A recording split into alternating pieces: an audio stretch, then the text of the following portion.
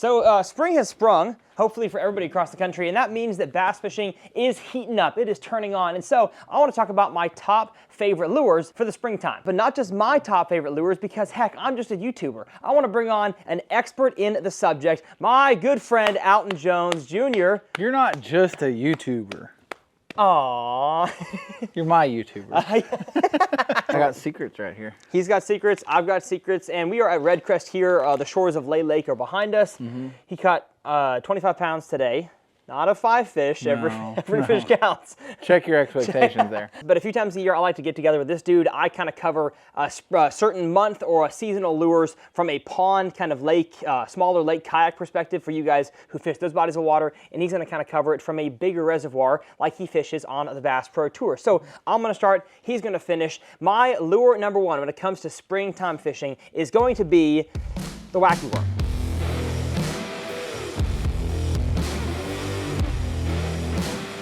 Now, when I say springtime conditions, I'm not talking about the pre-spawn.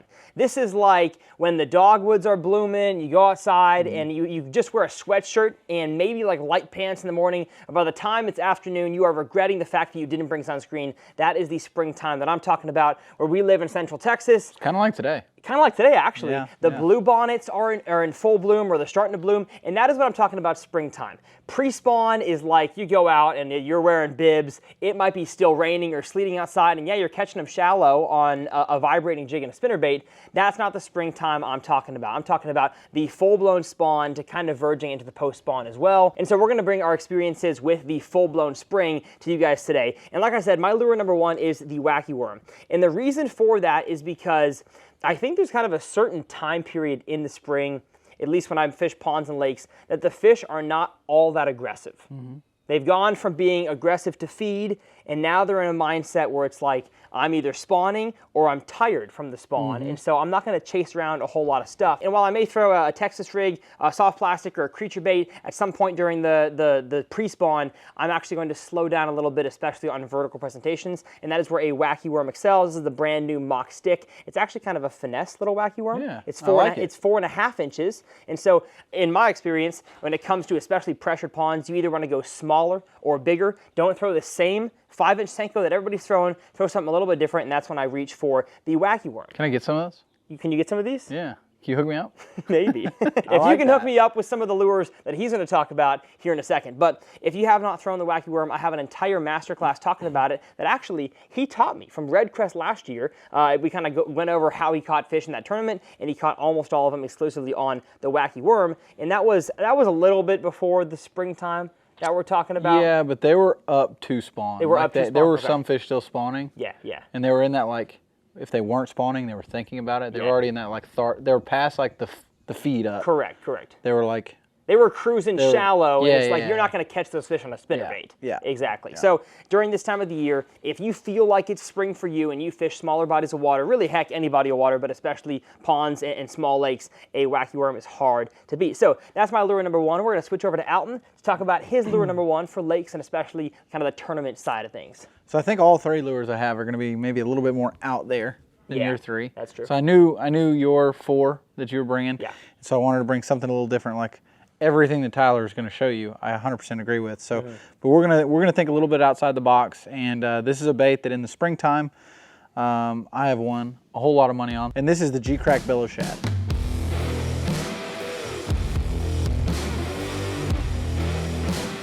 You've made how much? At least $250,000 on that bait. But then that's not counting just like the regular checks you've gotten on that thing. Probably 300,000. 300,000 he's won on that bait. And explain it's a creature bait. It's a creature bait per se. Yeah, so it kind of fits in the realm of like your beaver style bait. It's compact, it's slender. It's fairly subtle. It doesn't have a ton of appendages off of it, but it's very soft and has a very good swimming action. So while this is called the Bellows Shad, it has a bigger brother called the Bellows Gill. That's kind of what got my start in this whole mess of JDM baits.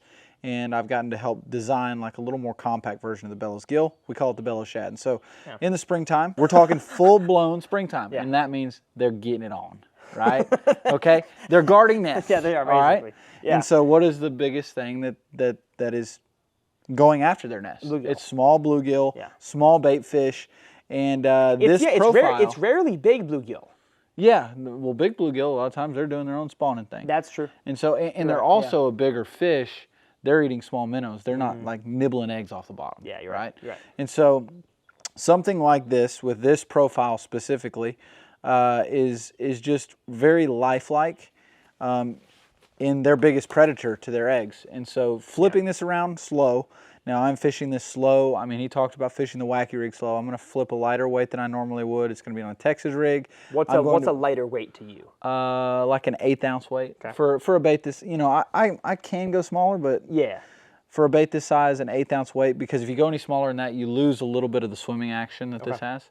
And so, but I'm going to be pitching this around anywhere I think a bass might be spawning. Stumps, docks, grass, laydowns, you name it, wherever a bass might spawn on the body of water you're on, that's where I'm going to be flipping this. Exactly. And that is my first bait. And since we're talking about spring, post-spawn is kind of a part of that, you switch to what color of that for the post-spawn? In the post-spawn, first thing, fish are starting to feed up, right? Yeah. I switch to a white one, and I switch to a heavy weight. The faster this bait moves with a bigger weight, you're going to get more action, more swimming action. And that's how I won Bussy Break. That's how he won Bussy Break? That's how he won the other heavy hitters, big bass? Well, not No, I was sight fishing now. You were sight fishing, but still with that bait. Yep. So yeah, whatever creature bait you want, go with green pumpkin, watermelon. For the green pumpkin. Spawn This time. is called AJ's Juice. Their colors are named a little different. But something natural with green. Watermelon candy, whatever your confidence lure is, honestly, whatever you think matches a bluegill in your lake the best. And then as soon as it gets to where you don't have to wear a sweatshirt in the morning, maybe it's time for white. You've got a month of this. Okay. And then, like, once you've been doing this for a month, then you start thinking about the shad spawn. And the shad spawn, that's what it is. So which you'll visibly see that. Correct. Right. You'll see the bird, you'll see the bait, you'll see the fish schooling on them. So exactly. So that's bait number one for you. We're going to come back to me, and I'm going to check to make sure our audio is working. And staying in the same vein of soft plastics, but going for a kind of, I would call it a reaction bait, but it's not quite because the fish are more following it and they're intrigued, not necessarily reaction. And that is going to be a paddle tail swim bait.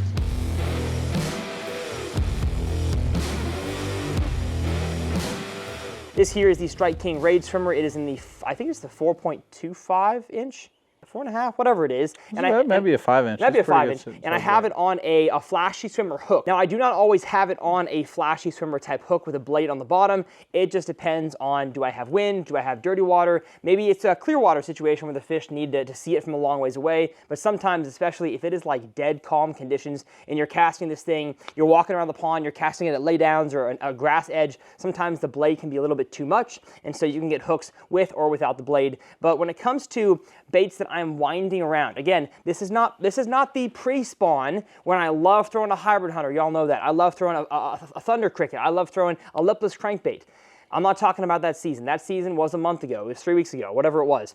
I throw this thing, especially in ponds and small lakes in my kayak, because A, it imitates exactly what he was talking about, a small bluegill. And so you have fish that will come off of beds to check this thing out and eat it. And oftentimes, a swim bait like this, a paddle tail ribbed swim bait, can be a fantastic way to find fish that are either A, on beds, it may be dirtier water than that you can't actually physically see them on the bed, or B, they are protecting fry after their bass have hatched. And so it is a great little bait. And I say you want one that doesn't have a pre-rigged hook on the bottom, specifically a treble hook, and that's because in ponds, you guys know this, there's a whole lot of snot grass. So when that water temperature starts to get up, especially ponds that are shallower, they warm up faster in the springtime, you're going to have a headache.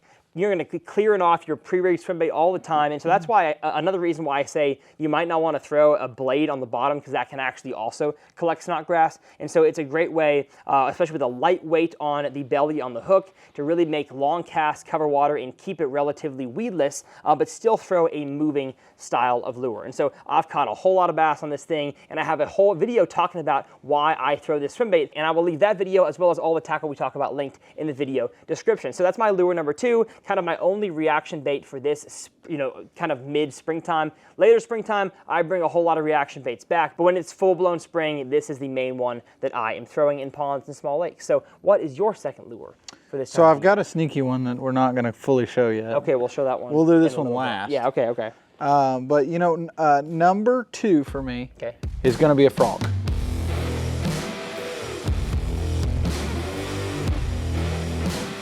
This is a bait that you're not looking to generate just tons of bites. Like you're not going to get as many bites as you will on a wacky rig as you will on a frog. But there's something about a frog when those big females are shallow that it just triggers bites. One of my actually little secret bed techniques, if I have a big female that I'm sight fishing that I can't catch, I'll leave that fish, come back for an hour, and I'll make a long cast. And if I can, I'll throw my frog up onto the bank and I'll work it real slow. And I've seen fish that are impossible to catch. You let them rest for an hour, you twitch that frog real slow, all of a sudden 8-pounder will come up and get it. This fish that seemed uncatchable. Correct. And especially like first fish of the morning of a tournament. Oh yeah. Like if you've marked a bed and instead of trying to like the light is low, you actually visibly sight fish. That's what he did on Palestine to catch a few fish. Is you made long casts. And I had a 10-pounder miss my frog the final day that would have been worth another $100,000. And I mean, my frog was sitting still, and I saw it disappear. She had to have had it by that. But yeah, a frog, you know, it's a great thing. You're fishing it shallow, like this tends to excel when they're on beds when they're spawning very shallow. I mean, I'm talking they shouldn't have to do anything other than open their mouth and it falls in, right? So I look at lakes where the fish tend to spawn shallow. I want some type of cover around. I'm not just doing it down bare banks around stumps and things like that. I need some type of grass. Just, a frog, fish it slow. I don't like a popping frog as much in the springtime when the fish are on beds. I like something with the cone nose, something that's not going to spray a lot of water. Really subtle. I'm going to fish it fairly slow. I'm going to walk the dog, and don't be afraid. Like if you're fishing grass and there's a hole where you're like, man, there should be a bed there. Don't be afraid to pause that frog for 10 seconds in there. Let all the rings settle and then just give it those little twitches. And like I said, not a lot of bites, but when you're looking for those kicker fish or the fish of a lifetime, honestly, if you're looking for a double-digit bass, a frog, springtime, fish it slow, big fish. And I'm going to stay in the same exact vein. You're going to hear the same music with the same look and lure, and that is my lure number 3 for ponds is also going to be a topwater hollow belly frog.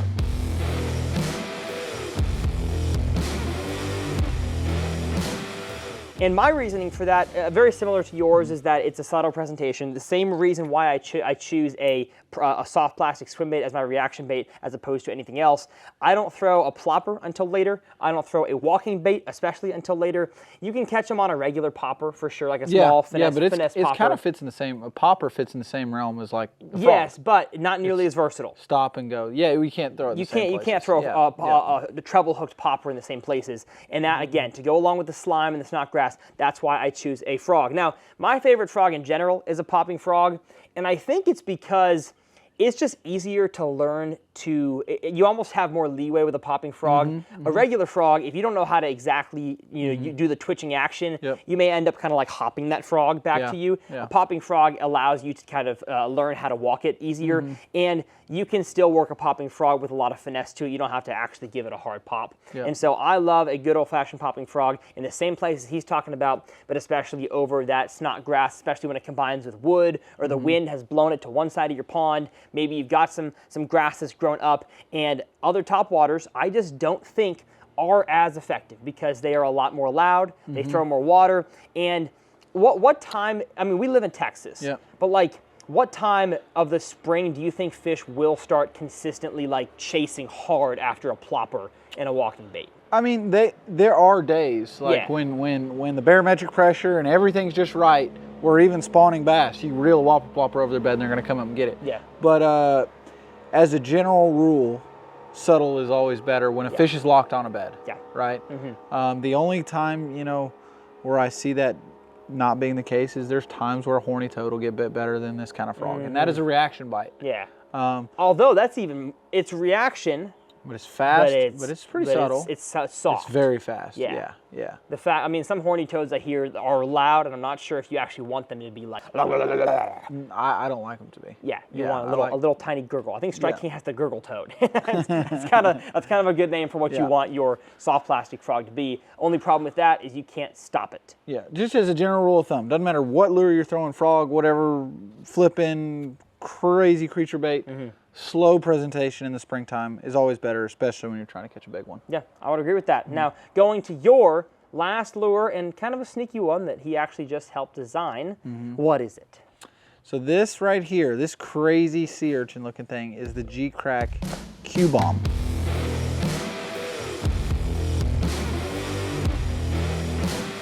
And why I put it in my top 3 is straight up fishing pressure. Like ever since, I mean, COVID, when we're 4 years past that now. More people have been fishing, whether it's bank fishing, boat fishing. And if you're boat fishing, more people have live scope. They're getting way more in tune with their electronics. Fish cannot hide, and they are seeing every bait known to man. Exactly. Okay, and all of these baits that we've listed so far typically match some type of forage that they're used to seeing. Yeah, that's true. Like that imitates a brim.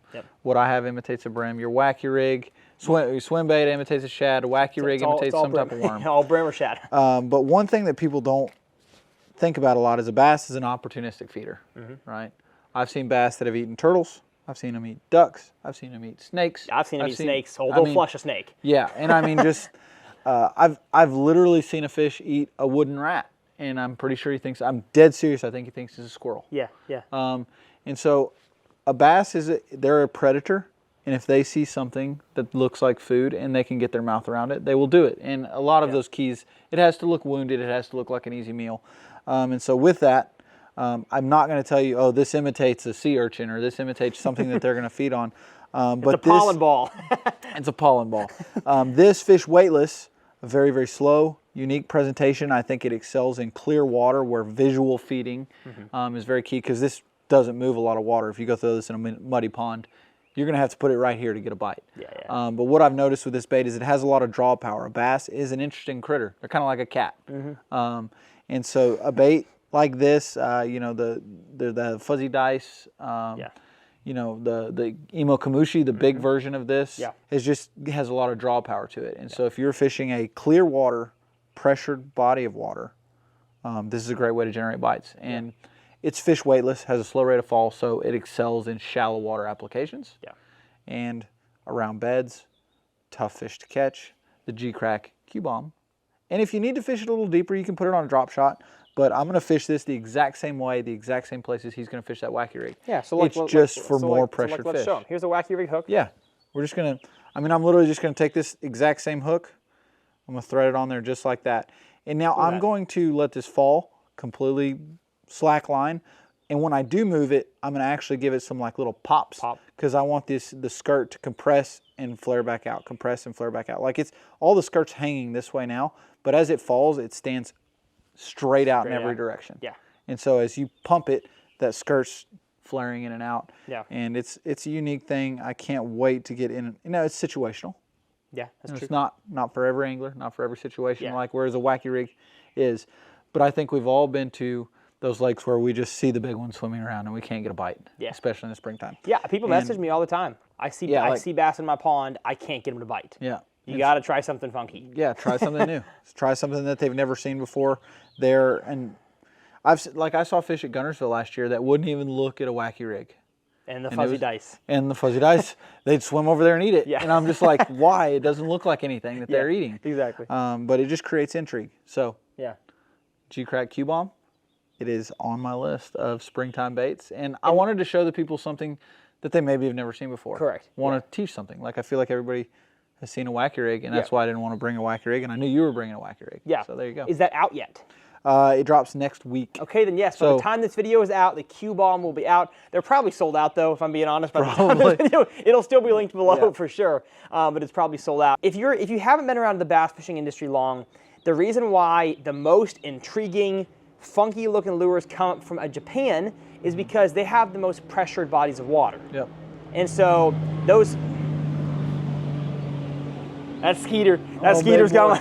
He's chopping. And so because the bass in Japan see so many lures, they have to. It's not like an option. They've got to figure out brand new ways to present their lures or just brand new styles of lures, and that's why he's excited to bring that kind of stuff over to the U.S. through G-Crack. So that's the lures for the lake, and I have one more for the pond. Y'all know this. It's the capping jet.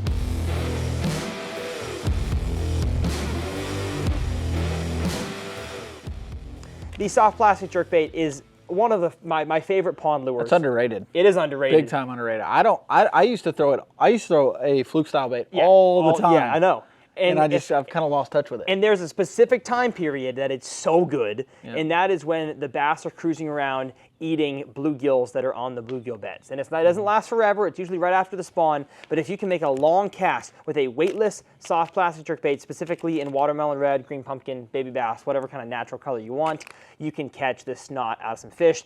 The Wacky Worm will work in the same situations, but again, because this is underrated, not as many folks throw this as they do the Wacky Rig. You can also cover more water with that. Yeah, correct. So you can actually twitch this a lot faster and cover more water than you can with the Wacky Rig. And I've got an entire master class. I've got videos on all these things, but especially on this lure right here. On this. Not on the Q Bomb. I'll have to do a Q Bomb master class if he allows me to have some. But that's my lure number 4. That's the video. Hopefully y'all enjoy. If you did, subscribe. If you're wondering why we're on tour together, I travel with him. I film all his content. So if you've not subscribed to AJ Fishing on YouTube, you should. You get to see more Tyler, and if you like his editing style and all of his content, you'll like my content, hopefully. If you like this video, you will like his. Yeah. Educational, and we catch big ones sometimes. Well, he catches big ones. I'm not allowed to make a cast. He yells at me if I make a cast. It has happened before. It has happened. But that's it, everybody. See you next time right here on TRF.